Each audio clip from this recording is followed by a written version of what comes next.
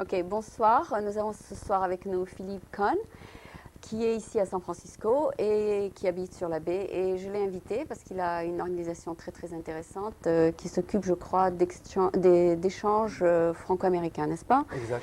Je ne connais pas les détails, donc on va les apprendre ensemble. Philippe, merci beaucoup d'être venu. Avec plaisir. Je voudrais peut-être parler un petit peu de toi d'abord pour qu'on sache qui tu es et comment tu as atterri ici dans la baie. Et après, on parlera un petit peu de l'organisation. Tu as organisé, c'est toi qui as démarré cette organisation? Non, cette organisation a démarré il y a 20 ans Oui. par deux amis, un propriétaire donc, qui est américain et un autre qui est japonais. Ah, d'accord. Ce sont des gens que j'ai rencontrés à l'époque où je voyageais. J'ai commencé à travailler pour un collège américain à Seattle il y a environ 8 ans. Oui. Et donc dans ce milieu, on est amené à voyager beaucoup et on s'est rencontrés un peu sur le circuit à l'étranger. Donc c'était entre amis alors? Entre amis, exact. Et donc je suis arrivé à San Francisco, travailler pour eux il y a environ 2 ans. Ah, d'accord. Et c'est une organisation qui existe à San Francisco depuis combien de temps? Depuis 20 ans. Ah, c'est drôle parce que j'ai jamais entendu parler de cette organisation. Donc ça s'appelle comment? Alors en fait, c'est peut-être pour ça que vous ne l'avez pas trop entendu, c'est qu'il y a plusieurs noms. En gros, c'est un consortium Oui. et qui a 4 branches principales. Une qui s'appelle AYUSA, l'autre qui s'appelle Intrax, Au Pair Care et Work USA. Et chaque branche ou chaque division a un rôle spécial. Par exemple, AYUSA s'occupe d'échanges entre étudiants de high school, les 15-18 ans. Donc on fait venir environ 1800 étudiants étrangers aux États-Unis et on envoie environ 200 Américains sur l'étranger. Donc c'est un programme d'échange. C'est un imbalance. Exact. 1500 contre 200, c'est Ouais. Donc il y a plus qui viennent que d'autres qui vont. Comme on le sait, les Américains ne sont pas très forts à voyager, Ouais. surtout avec le barrage de la langue. Donc c'est vrai qu'on fait plus venir de gens que ce qu'on en envoie. Et les gens qui viennent de quel pays? Principalement Brésil, France, Japon, Allemagne. Mais en gros, c'est 60 pays différents. Mais ceux-là sont les plus gros. D'accord. Et ils ont tous des règles différentes du point de vue visa pour pouvoir venir, n'est-ce pas? En fait, ils tombent tous sous une dénomination qui s'appelle le visa J1, Oui. qui permet donc de venir ici pendant 1 an et après, ils rentrent dans leur pays d'origine. Donc Dans tous ces pays, c'est la même chose? Oui. Ah, d'accord. Donc c'est une règle internationale. Exact. Ce visa coûte cher, n'est-ce pas? Ce visa dépend du pays. Dans certains pays, rien que la demande de visa coûte de 45 jusqu'à 300 $. Ça dépend. Ah, c'est pas si mal. Ok. Donc leur premier problème, enfin leur problème principal, c'est donc de pouvoir vivre ici pendant qu'ils font l'échange, quoi. Voilà. Alors en fait, puisque c'est des étudiants de high school, il n'y a pas tellement de frais. Il n'y a pas tellement de frais. Et s'il y en a, c'est bien sûr les parents qui les couvrent, vu qu'ils sont trop jeunes. D'accord. Et puisque c'est donc un échange culturel, ils ne sont pas supposés travailler quand ils sont là. Ils sont supposés être complètement immergés dans la culture américaine et prendre des cours avec des Américains sur des écoles publiques de partout dans les États-Unis. Donc tu travailles avec les écoles franco-américaines un peu? Également, exact. Donc si 1300 de plus viennent, où est-ce qu'ils vont rester? Ils ne vont pas tous se mettre dans les 200? Enfin, il y a 200 qui partent, il y a 1500 qui viennent. Exact. Où vont les autres 1300? Les 1600 dont je parlais sont les étrangers qui viennent aux États-Unis. Et les 200 Américains vont de partout, principalement en France, Espagne, Costa Rica, Londres et Brésil. D'accord, donc c'est pas un échange, c'est pas 1 pour 1? Non. Pas du tout? Non. D'accord, donc il y a une famille qui accueille, pas nécessairement pouvoir aller dans l'autre pays. Exact. Ça se passe quelqueois, mais la famille d'accueil est une famille volontaire. Ouais. Donc il n'y a pas beaucoup de frais au niveau de l'étudiant. Et la famille le fait vraiment pour ouvrir les portes et avoir un échange culturel. Et ils ont des enfants qui veulent connaître un étranger, c'est ça? C'est ça. Fait. Et donc toi, ton travail, c'est de promouvoir l'organisation? Exactement. Donc ce que je fais typiquement, je vais à l'étranger, un peu de partout. D'ailleurs, à la fin du mois, je serai en Argentine et au Brésil, justement pour présenter cet échange culturel. Et tu fais ça en quelle langue? En anglais. Ils comprennent l'anglais? En fait, c'est presque obligé parce que une des demandes de qualification dans ce programme est que l'étudiant soit à l'aise en anglais, puisqu'il va être intégré directement dans une high school américaine. Donc il faut vraiment qu'il ait un bon niveau d'anglais. Donc, mon rôle, c'est lorsque je vais à l'étranger visiter des agents ou faire des présentations dans des écoles, c'est de m'assurer que l'étudiant a un niveau d'anglais et une ouverture d'esprit envers la culture américaine. Ils sont tous bilingues alors? Un peu. Pratiquement. Ils apprennent l'anglais en deuxième langue ou en première langue étrangère? D'accord. Bon, on a oublié de parler de toi. Alors, toi, tu es donc suisse? Français. Français, d'accord. Je sais que le nom n'est pas très français, mais français de Cannes. Français de Cannes, ah d'accord. Je croyais que tu étais suisse parce que ton nom de famille est allemand. Ouais. D'accord, donc tu es né en France. Exact. Et tu as vécu en France toute ta vie, à part ces 2 dernières années? À part ces 2 dernières années à San Francisco et 8 ans à Seattle. Donc ça fait en fait 10 ans que je suis aux États-Unis. D'accord, c'est super ça. Alors, si on veut te trouver, tu es sur le site web, mais tu as dit que tu as plusieurs branches. Alors, quelle est l'autre branche? L'autre branche est une compagnie qu'on appelle Au Pair Care. Et ce qu'on fait, on fait venir des au pairs ou nannies pendant 1 an aux États-Unis. Et on en fait venir environ 1400 par an. Au pair, tu veux dire des... Babysitters. Des babysitters, exact. Ok. Et pour quel âge? Elles ont entre 18 et 26 ans. Ah bon? Principalement des filles, très peu de garçons, quoique la demande change un petit peu. Il y a une demande maintenant pour les hommes, mais bien sûr, 95% c'est des filles. Oui, en fait, il y a beaucoup de besoins pour ça aux États-Unis, parce que beaucoup de gens travaillent, et enfin, le père et la mère travaillent, et ils ont besoin donc d'une nanny, c'est ça? Et ils viennent ça et là, et la famille s'occupe de leurs besoins, et puis ils s'occupent de leur enfant, c'est ça? Exact. Alors ce qui est très intéressant, c'est que le marché des au-pairs, surtout à San Francisco et à Silicon Valley, marche très bien parce que les au-pairs américaines sont très bien payées. Ah ouais? Une au-pair américaine gagnera environ entre 40 000 et 60 000 dollars par an. Pas vrai. Il y a une surenchère qui est énorme. Une au-pair trouve une famille qui lui donne 45 000 dollars par an, elle va voir une autre famille et dit moi on me donne 45 000, si vous ne me donnez pas 55 000, je ne reste pas chez vous. Pas vrai. Donc il y a une surenchère qui est énorme. Pourquoi ils payent autant?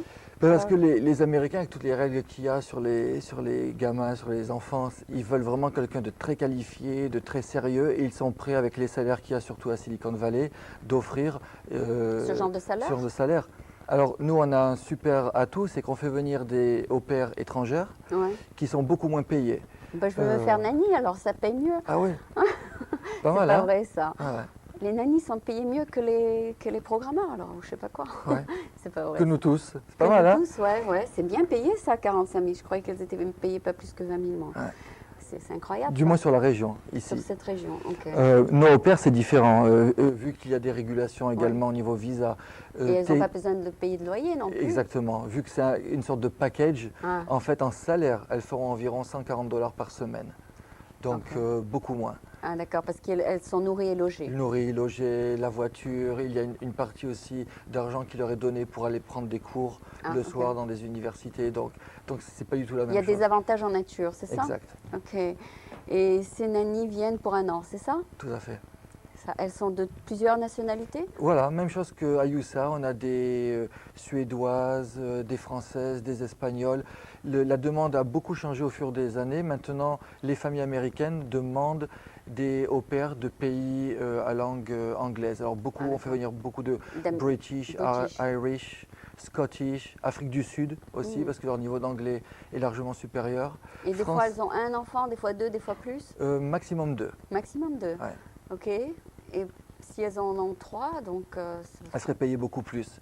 Et elles rentreraient dans une catégorie qu'on appelle élite au-pair. Alors là, elles gagnent un peu plus, parce qu'il y a plus d'enfants et des qualifications supérieures. Donc c'est une mère à part-temps qui est payée 45 000 dollars par an. Donc une mère à plein temps devrait être payée 100 000 dollars par an. Voilà, super business. C'est pas vrai ça. Pourtant les mères à la maison, elles sont payées rien du tout. Hein.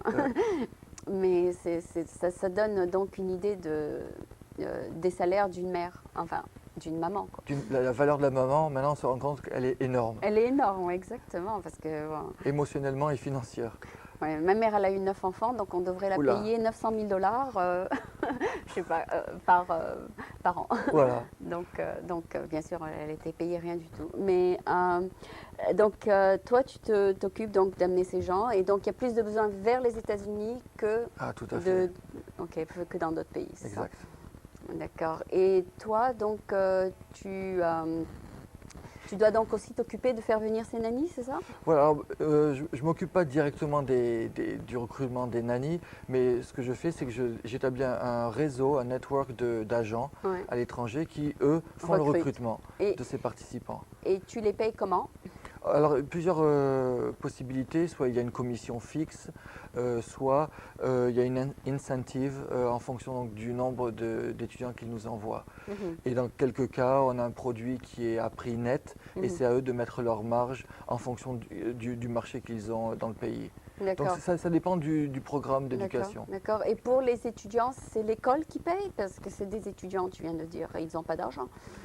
Dans certains cas, c'est l'école, dans certains cas, c'est même des compagnies qui les Ah. sponsorisent. D'accord. On est justement en train de travailler avec Gap Ouais. pour faire venir des Japonais aux États-Unis pour un training Ouais. et les renvoyer au Japon et travailler dans les magasins Gap.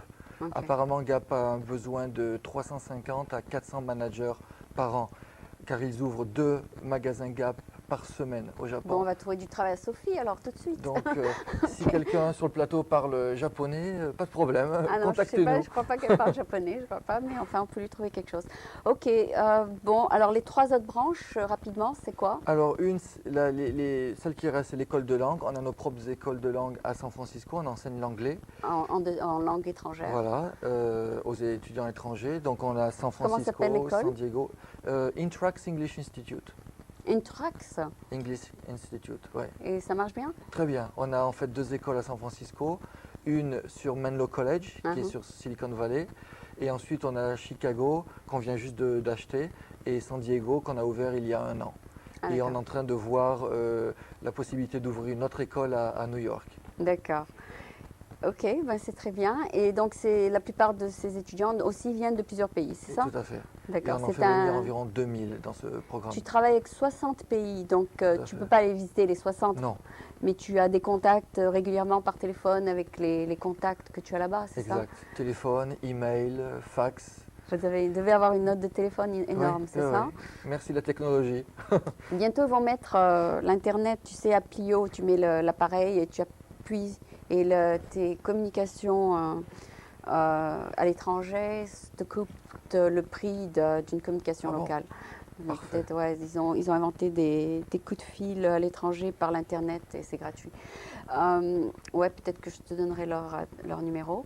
Et puis donc les 2 autres, rapidement. Alors la dernière branche qui regroupe les 2, ça s'appelle Work USA et c'est une branche qu'on a ouverte il y a 1 an pour faire venir donc des étudiants étrangers aux États-Unis pendant une période de 4 mois pour travailler dans des jobs ou des stages Payé ou non payé? rémunérés. Ah, rémunéré. Alors on peut faire ça grâce au visa J1 Ouais, qu'on procure aux étudiants ouais. et donc ils peuvent rester aux États-Unis pendant une période de 4 ans. Et on est en train justement de pétitionner avec le State Department pour offrir la même opportunité mais pendant 12 mois, 12 à 18 mois. Ok. Et c'est en train d'être finalisé. D'accord, c'est super. Et la 5e partie? Voilà, ben c'était celle-là. C'était celle-là. Ok, j'ai regroupé. pas très bien suivi. Donc je croyais qu'on avait parlé que de 4 là. Et on a aussi une agence de voyage, mais bon, ça c'est, j'en parle pas parce qu'il n'y a pas vraiment une répercussion sur Ah, l'étranger. d'accord. Et tu t'occupes un peu de chaque ou tu as une spécialité que pour toi? En fait, la plus grande partie de mon temps maintenant, c'est avec les programmes d'école de langue et ce Work USA. Le programme de high school, le programme des au pair et en gros un programme qui est à maturité puisque c'est les compagnies qui sont là depuis pratiquement 20 ans, donc il n'y a pas beaucoup de push marketing. Mais Donc, les 2 mais autres tu branches... n'es pas le directeur de l'école de langue? Pas de l'école de langue, je suis directeur du marketing, donc je supervise donc, toutes ces branches. D'accord. Mais dans Donc, chaque mais eux, SATR, ils on a un encaissent directeur. l'argent pour les cours et te donnent une partie. À la compagnie, pas à moi. Ah, la Moi je suis compagnie. salarié. Ah, tu es un salarié. Ok, donc tu n'es pas à la commission. Ok. Non. Ok, d'accord. Donc, mais de toute façon, tu aimes ce que tu fais, donc tu fais de ton mieux. C'est ça, même si tu n'as pas de commission. Tout à fait, ça fait pratiquement maintenant 10 ans que je fais ça. Et c'est vrai qu'on est un peu tous les gens qui travaillent dans le domaine de l'éducation tombent un peu là-dedans par hasard. Ah bon? On voulait tous faire quelque chose d'autre au départ. Tu étais enseignant d'abord? Non, moi, mon domaine c'était la pub. J'avais fait un BTS publicité à Nice, Ouais. au lycée du Parc Impérial. Ouais, ça n'a rien à Ensuite- voir avec la pub. Ensuite, j'avais travaillé avec Young and Rubicam sur Ouais. Cannes-sur-Mer. Et donc de fil en aiguille, j'ai été amené à regarder le monde de l'éducation comme une possibilité pour le marketing. Et c'est vrai qu'aux États-Unis, il y a un gros effort marketing dans les universités, dans les collèges, chose qui n'existe pas trop en France parce que c'est principalement dirigé par le gouvernement. Mais aux États-Unis, c'est un gros business, entre guillemets. Et c'est vrai que c'est passionnant. Super, super, ben, c'est très très bien. Dis-nous ton site web avant de partir. Alors, je vous en donnerai 3. Le premier, non, c'est juste un, le juste plus un. grand. Le plus grand, c'est workusa.org. .org, parce que vous êtes non-profit. Exact. Ah, d'accord, d'accord. Vous êtes non-profit. Mais c'est drôle ça. Pour quelle raison êtes-vous non-profit si vous avez autant de voyages? C'est dû en fait au visa. Vu que c'est un visa J1 et que c'est le State Department aux États-Unis qui le supervise et le contrôle, tous ces programmes d'échange high school doivent et travailleurs non-profit. Exact. Et doivent être approuvés par le State Department. Bien que le directeur de cette organisation peut avoir un salaire énorme, c'est ça? Tout à fait. Ah, d'accord. Ouais, c'est vrai qu'il y a, par exemple, Blue Cross, le président de Blue Cross, plutôt de Red Cross, elle gagnait $1 million, non, Dole. Donc, non-profit, c'est juste. C'est un statut c'est un légal. statut qui ne veut pas dire qu'on n'est pas bien payé. Donc, je te remercie beaucoup d'être venu. Je ne sais pas si je t'ai posé des bonnes questions, mais est-ce que tu voudrais parler de quelque chose en particulier à propos de ton organisation à laquelle je n'ai pas touché? Non, je crois qu'on a fait le tour de la question. Oui. D'accord, d'accord. Ben, c'est très très gentil d'être venu. Je te remercie et puis j'espère que les gens iront. Peut-être si tu veux mentionner un autre site web, tu peux, vas-y. Un de plus, c'est celui d'Antrax, tout ce qui est Language School. Ouais. Donc c'est antrax-english.com. D'accord. E-N-T-R-A-X. I-N. I-N-T-R-A-X. T-R-A-X. T-R-A-X. C'est difficile à passer entre le français et l'anglais. .com. Ah, .com, d'accord. Donc vous êtes non-profit, mais l'école est profit. Et profit, exact. Super. Bon, ben, je te remercie beaucoup et peut-être qu'on va dire un mot à Christophe et je te remercie beaucoup d'être venu. D'accord, ben, je vous remercie à vous, merci. C'était donc Christophe Cohn qui est avec une organisation d'échange, que ce soit pour étudiants ou pour langue, en un mot, un échange international. Et il est ici sur San Francisco. C'est quelle adresse? 455 Market. 455 Market. Donc il est ici juste en ville. Merci beaucoup.